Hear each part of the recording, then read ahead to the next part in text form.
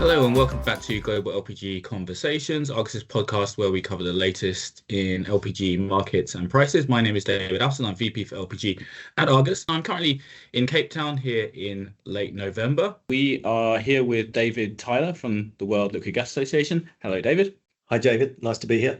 And I'm also here with my colleague, Jack Greenwood, who is an analyst in our consulting team. Hello, Jack. Hi, David. And the reason we're in South Africa is because we are here for LPG Week, which is a really interesting event for the industry. But I'm just going to start by asking David Tyler, as it's the World Liquid Gas Association who hold this. Can you just describe the event for people who don't know it? Who's here and what's it like? And give me a little bit of a history of it as well. Yeah, thanks, David. Well, the history is that this is the second time we've been to Cape Town. We came here in 2007. And I was here then, and the event then was much smaller than it is now. Today, as we look across the exhibition hall, we have about 135 companies exhibiting. About 1,500 people have registered for this event, and these people have come from I think 63 different countries. South Africa being the largest contributor, followed by India and Italy. We also have representatives from South America and Asia and Europe and, of course, Africa. So a widespread of population going through the pavilion, and the plenary for the last couple of days has showcased a lot of interesting stuff that's going on within the LPG industry. And the background to it all is, of course, that there's about 1 billion people in Africa still burning charcoal and wood for their cooking. And we're trying to find solutions to move them away from that to LPG. Great. Fantastic for that intro. And so we're looking here more in terms of this event on the energy uses of LPG as opposed to the petrochemicals, I think it's fair to say.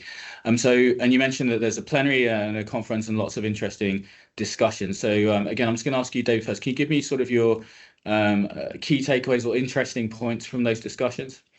Yes, well, Tuesday was the kickoff, which we had on Tuesday afternoon. We held the Global Technology Conference, which is where we showcase innovation from all over the world. And this is an annual event now. It started in 2006 in Chicago and has since become one of the showpieces of LPG Week. So what happens is that companies from all over the world submit their latest ideas and innovation with the LPG industry in mind. And this year we had 34 submissions, and there's a steering committee that whittles that down to 10. And on Tuesday afternoon, we heard from those 10 presenters. And from that list, we and the audience select a winner, and that winner this year is Gvolution. And Gvolution will receive their award, and this is the WLGA Innovation Award during the week.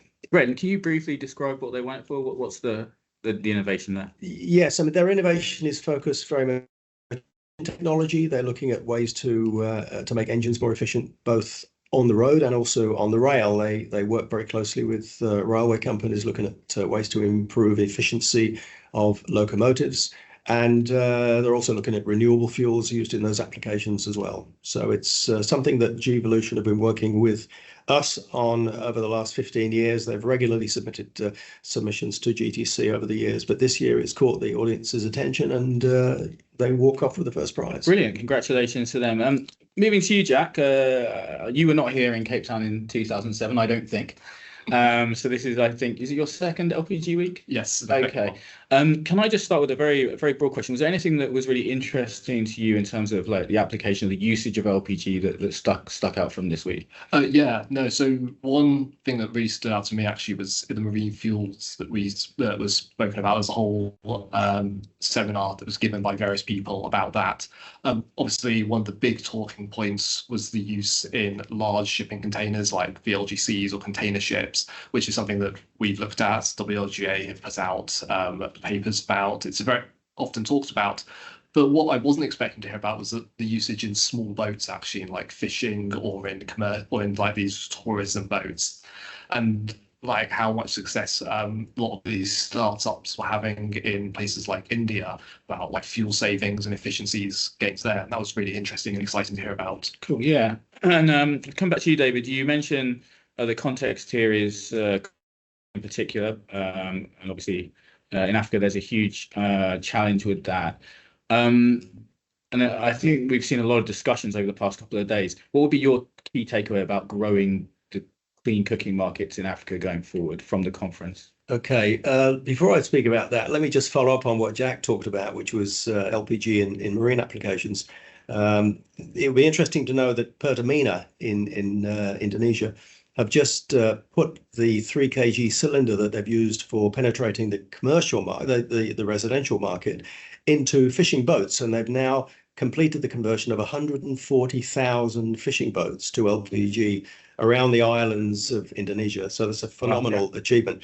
And they're moving to clean cooking, and that relates to what Indonesia did in 2008, when they moved from kerosene to LPG.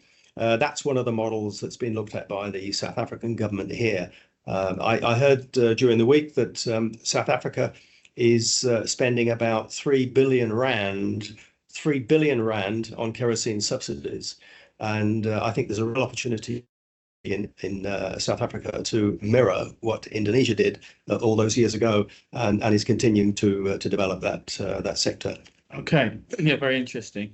The week there hasn't just been about clean cooking. I'd say the continual hot topic that we've seen over the past few years at this event, and also in a lot of the materials that us at Argus have been putting out into the world, is around renewable and the bio-LPG and the decarbonisation story. Jack, this is something you obviously analysed quite closely. What stuck out to you on that side?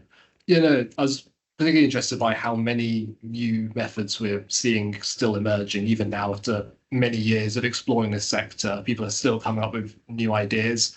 There's a lot of talk about, for example, using fluid catalytic converters, a unit that's normally found in conventional oil refineries, to help process these biofuels into more refined products. And one of the end results of that is it produces a lot of LPG as an end product. And so there's all these new exciting ways. RDME continues to expand, and people continue to explore that as well. And yeah, it's very exciting because, of course, if you make this product at a competitive price, people will start using it eventually. Yeah. You've hit the nail on the head there, though. I guess we should say at the same as things stand, doesn't show too much bio-LPG coming. Very much see the production and consumption of this product ramping up very, very fast. And David, any last takeaways from you from the event? Well, I think we should never forget, of course, that there are still 1 billion people in Africa burning charcoal and wood as their primary cooking fuel, and we really got to find a solution to that. And we were a little bit disturbed to hear this week that one of the ways in which to get LPG into that market is through the use of partial filling technology, or partial filling methods, where cylinders are partially filled, they're not completely filled, and they never go back to the filling plant for regular checking and maintenance and qualification. So that's an issue that we need to address. Many people have been discussing that this week. So there's quite a few challenges we've got ahead of us to get that population moved across from charcoal and wood to LPG. But with a fair wind and a lot of endeavour from many of the people here, we'll get there.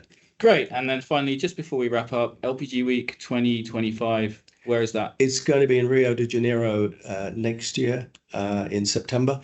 And yeah, we look forward to seeing everybody there, and hopefully we'll get more than what did we say, 1,500 participants. I'm sure. Brilliant. Thanks, guys. Thank you, David.